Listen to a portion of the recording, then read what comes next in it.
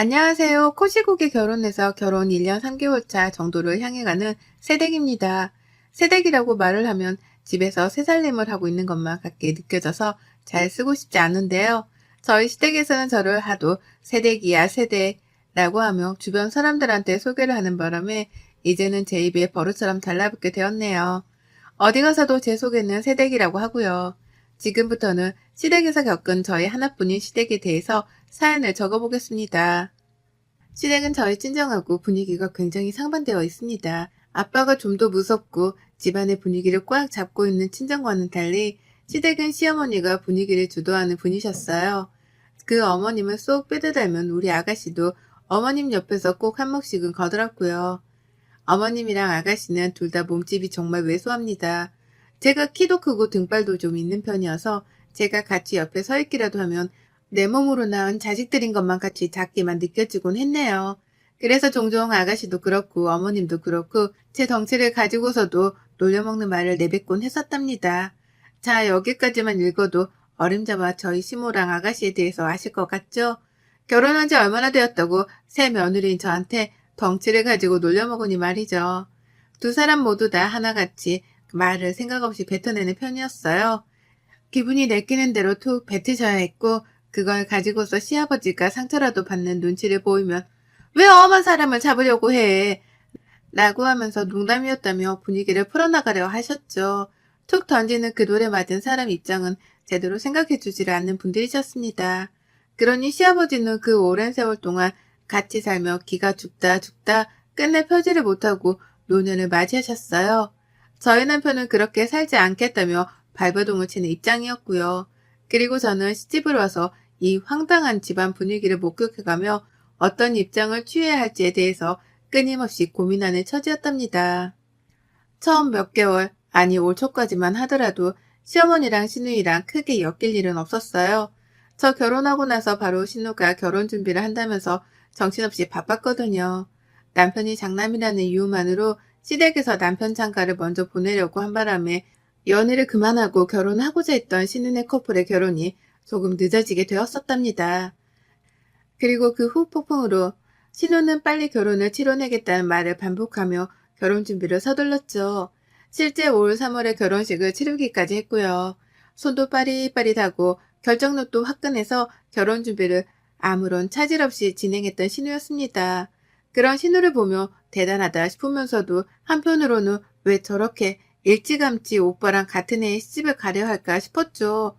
결혼이 특별하긴 하지만 언제든 할 수는 있는 거잖아요. 하지만 신우는 그렇게 급하게 시집을 가서는 결국 임신을 발표했답니다. 네, 혼전 임신을 했었기 때문에 결혼을 서둘렀던 것이었어요. 주변 사람들 눈치를 보기 싫어서 그런 건가 싶었더니만 그저 임산부 배가 나와서 입고 싶은 드레스를 입지 못하게 될까봐 그랬다고 하더라고요.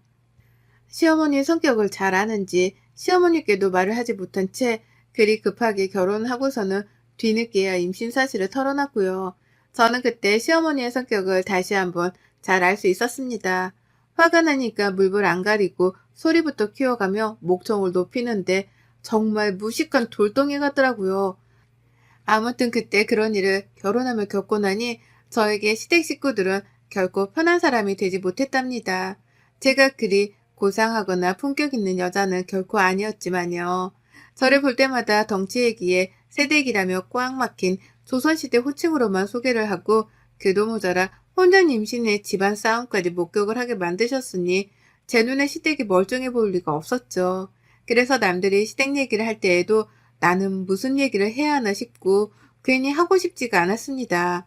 남편도 집에서는 자기 집이 그리 좋게 보이진 않던지 제 앞에서 얘기를 꺼내지도 않았어요. 저도 관심은 없었고요. 그런데 신우 배가 불러오기 시작하면서 일이 좀 꼬이더라고요.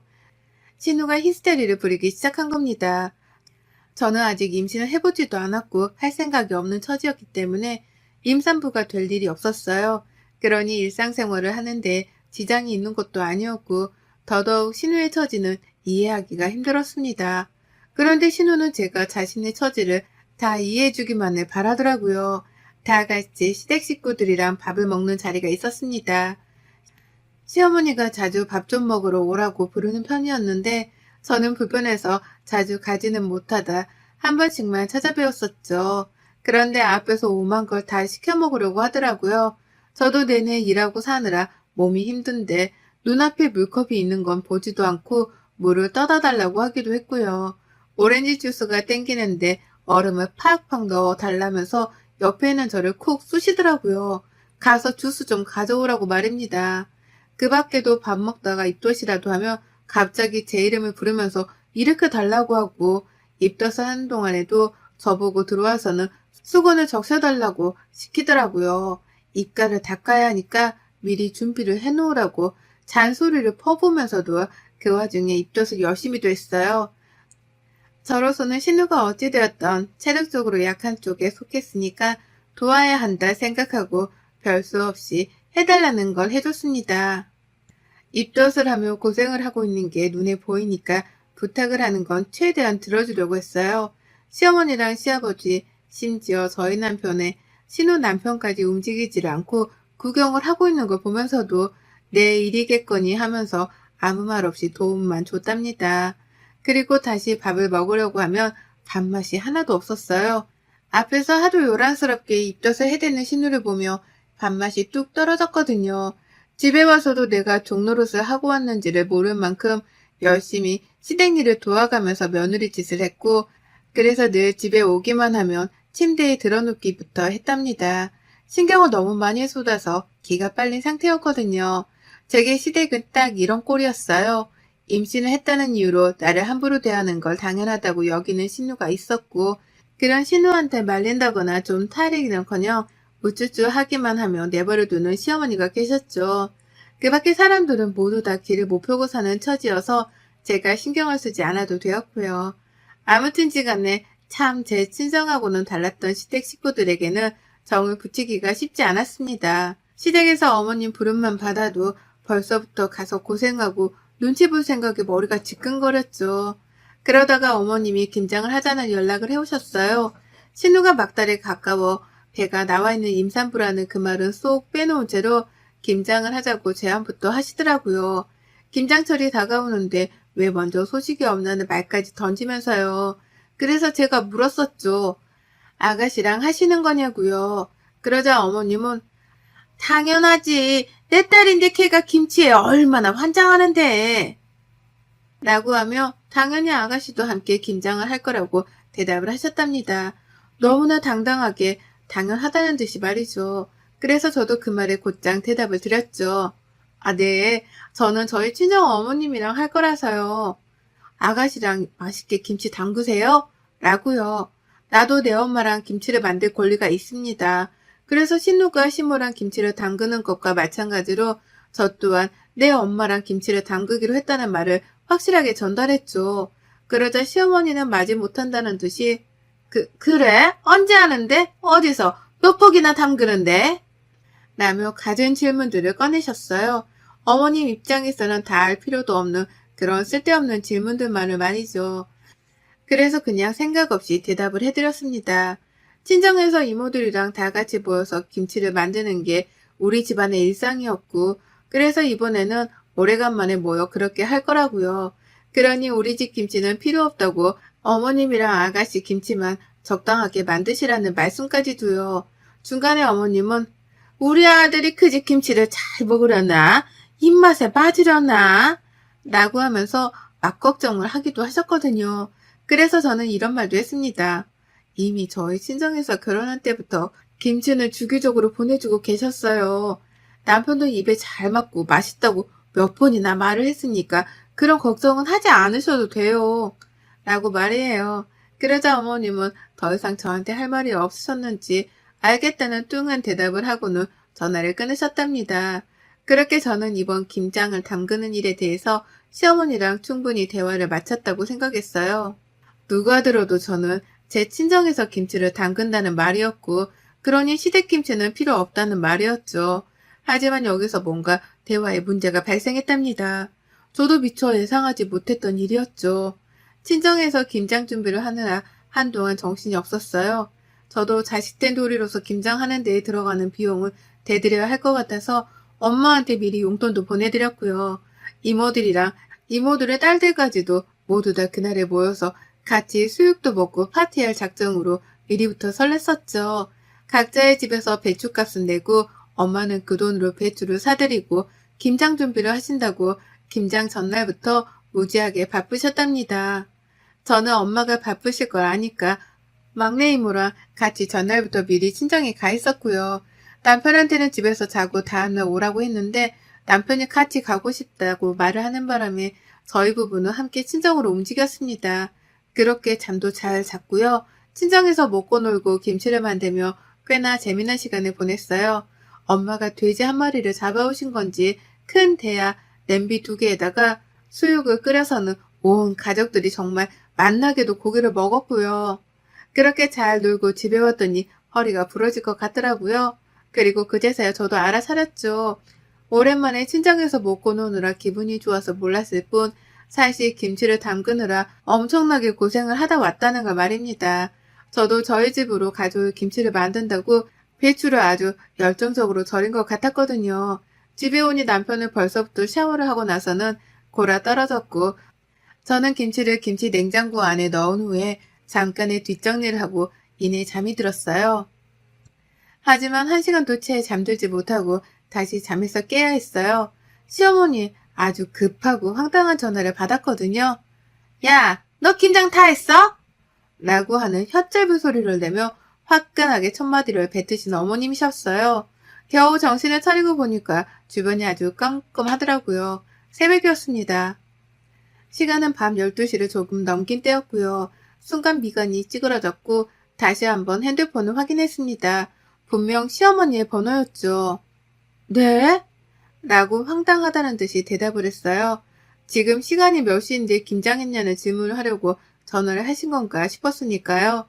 차마 이 말을 직접 하지 못한 채 너무 당황스러워서 무슨 일이세요? 라고 되물었습니다. 그렇지 않고서야 왜 지금 이 시간에 전화를 해서 그걸 물어보자는 의도였죠. 하지만 어머님은 누구보다도 저를 답답해하며 되물어 보셨답니다. 너 지금 자다 일어난 거 아니지? 지금까지 자느라고 연락도 안 한 거야? 야, 김장을 했으면 바로 가져와야 할 거 아니야. 하루 종일 기다렸잖아. 라고요. 어찌나 황당하던지요. 정말 자다가 봉창을 두드린다는 게 이런 건가 싶더라고요. 갑자기 전화를 해서 김치를 다 담궜는데도 왜 전화를 하지 않았냐는 엉뚱한 소리를 듣고 자빠져 있는 내 자신이 너무 초라하게 느껴지기까지 할 정도였습니다. 그래서 역한 숨을 내쉬면서 시어머니 하시는 말에 대답을 못했는데요. 어머님은 그 사이에 또 저를 치고 나오더라고요.